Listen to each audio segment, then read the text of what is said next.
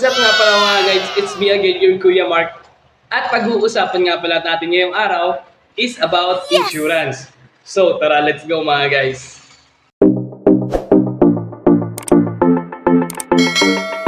So welcome back to my channel nga pala mga guys. My name is Mark Jesus F. Ementel, your financial advisor and life changer for today's video nga pala mga guys. So ngayong araw is pag-uusapan natin is kung ano nga ba ang kahalagahan ng insurance. And syempre, kung ano nga ba ang disadvantage and advantage ng insurance. And syempre, ang pangatlo is bakit or kailan tayo pwedeng kumuha ng insurance mga guys. So ayan. And syempre, the last is ano nga ba ang insurance na nababagay sa iyo. So ayan, tara, let's go.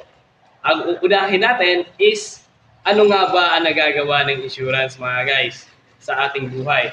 So ayan, palagi din natin naiisip na pag about insurance is protection, life and investment, retirement, lifesaver, yung mga ganun na bagay mga guys. So ayun, kung yun po yung naiisip ninyo is tama din po kayo mga guys.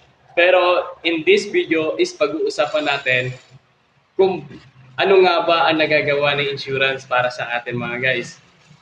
Meron tayong tinatawag na life insurance and non-life insurance mga guys.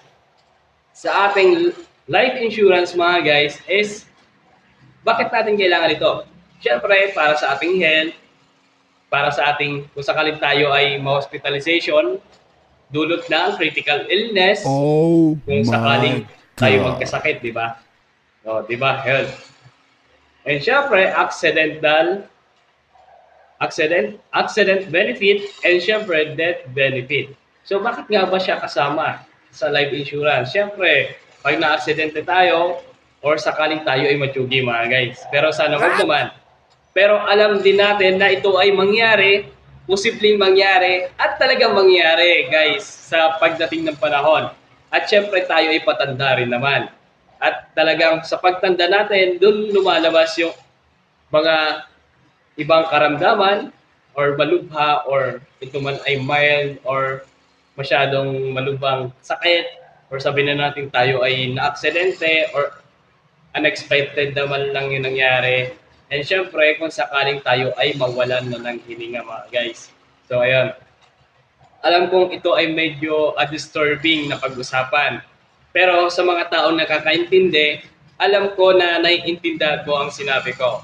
Kasi we are getting ready ourselves na mag-ready sa kung anong posibleng mangyari sa pagdating ng panahon. Siyempre, kumbaga, sinisecure ko na yung future mo. And this insurance mga guys. Kasi alam din naman natin na kung sakaling tayo ay if ever na ma-hospitalization or ma-hospital is napakalaki ng babayaran natin. Umpisa lang natin sa gamot. Siyempre, may mga another charges pa yan. The doctor's fee, mga ganon. Sobrang dami mga guys. And, bakit natin kailangan ng life insurance? So, siyempre, lalo kung ikaw ay breadwinner ng inyong pamilya, ikaw lang yung nagbibigay ng income sa inyong pamilya. Kung ikaw ay pamilyadong tao, may asawa at anak ka, at ikaw lang yung kumakayod, or sabihin na natin si ate at si kuya, siya lang yung nagtatrabaho sa kanilang pamilya, siya yung nagpapaaral sa kanyang mga kapatid, ay kailangan niya itong insurance mga guys. Para kung sakaling siya ay magkaroon ng accident, critical illness, and death, or sakaling sabihin na natin natsugi, yung mga ganun guys, is nakaredy naman guys yung kanyang papasahan or yung kanyang mga dependent. Kumbaga, hindi na sila problema na kung saan sila kukuha ng pera, kung ganyan, kung saan sila kukuha ng pampagamot sa kanilang breadwinner or sa kanilang mga, sabihin na natin sa nagbibigay ng income sa kanilang pamilya mga guys. Isa yun sa mga kinakailangan ng mga tao kung bakit kailangan nila kumuha ng insurance. So, ayun. And syempre, bakit tayo kailangan kumuha talaga ng insurance mga guys? For as low as madami din talaga nag-offer na mga insurance na mga different companies and agencies na mga insurance dyan for as low as to very low price. So ayun, sabi na natin na in the price of 100 is insured ka na sa critical illness and accident benefit and death benefit na mangyayari sa iyo if ever mga guys. So ayun, hindi mo na po problemahin yung about sa mga bayarin. Sabi na natin na na-insured ka sa pinakamababang halaga, then ang maki-claim mo is napakalaki. Yun. Alam din natin yan na yung may mga insurance na din dyan sa different insurance companies na in a very low price na insured sila sa pinakamataas na price. So ayun, kumbaga is sakop na siya nung mga bagay na yun. And syempre, sa non-life insurance naman natin, for today's generation is madami na din lumalabas ng mga different product, mapa-educational plan para sa ating sarili, sabi na natin sa sarili natin, or sa ating mga anak, yung educational plan. Yan, isa yan sa pinakamaganda na pinag-uusapan din ng mga mag-aasawa dito sa ating video mga guys. And syempre, sa ating mga professional at nagtatrabaho dyan, lalo sa mga offices and everywhere mga guys. So ayun, ang retirement and investment. So ayun, isa yan sa pinakamaganda, lalo-lalo na sa mga millennial na kagaya ko mga guys. So sa kanila is, ang pinagtutuunan nila is investment mga guys, lalo-lalo sa mga millennials generation or generation Z mga guys, mga gano'n. And syempre sa retirement naman natin para kay tatay at kay nanay na nagtatrabaho sa mga offices at mga professionals mga guys. So ayun, isa din siya sa mga kinukuha para pagdating ng araw is may pang-pension sila sa kanilang sarili or pang-maintenance ng kanilang mga gamot. So syempre sa mga pinag-uusapan din natin mga bagay is napakadami. So ayun, ay talagang hindi talaga natin may iwasan na pag-usapan yung iba't ibang bagay ng insurance. Akala kasi ng ibang tao is iisa lang yung product or coverage ng isang insurance. No po. Sobrang napaka-bold po ng insurance mga guys. Hindi lang po siya about health, hindi lang po siya about educational plan, hindi lang po siya about savings and investment, kundi about din po siya sa insurance ng kung sakaling kayo ay gusto niyo magkaroon ng bahay or magkaroon ng sarili niyong sasakyan mga guys. So ayun, dahil ito ay medyo mahaba-haba kasing kwento ito mga guys, pero gagawa tayo ng part 2 na video. So ayun mga guys, ang advantage and disadvantage ng insurance mga guys. So ano nga ba ang advantage and disadvantage ng life insurance and non-life insurance mga guys? So dito mga guys, sa ating life insurance is, ang advantage nito is na-insured tayo. Kagaya ng sinabi ko kanina, na na-insured tayo in a very low price. Sa pinakamababang halaga is na-insured tayo sa pinakamataas na halaga.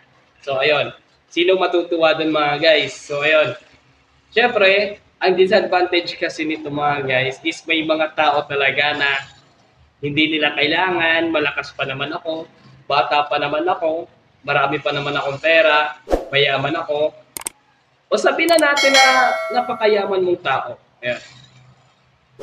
Pero alam po natin na lahat po ng kayamanan po ay nauubos mga guys. So ayun, sabi na natin si kuya, nagturo tayo about insurance sa kanya, na about sa kanyang health kasi risky yung kanyang trabaho. Yun, example na lang natin yun. Napaka-risky yung trabaho niya, nag-talk about tayo of insurance, hindi siya nagkuha ng insurance kasi nga is malakas pa naman siya, bata pa naman daw siya, at may pera naman daw siya. Pero pagkalipas ng mga 3 taon or 2 taon, nagkasakit si kuya ng critical illness. So ayun, naubos yung kanyang pera sa pagpapagamot sa ospital, yung kanyang maintenance sa gamot, hanggang sa, yun nga, nagkautang-utang na siya.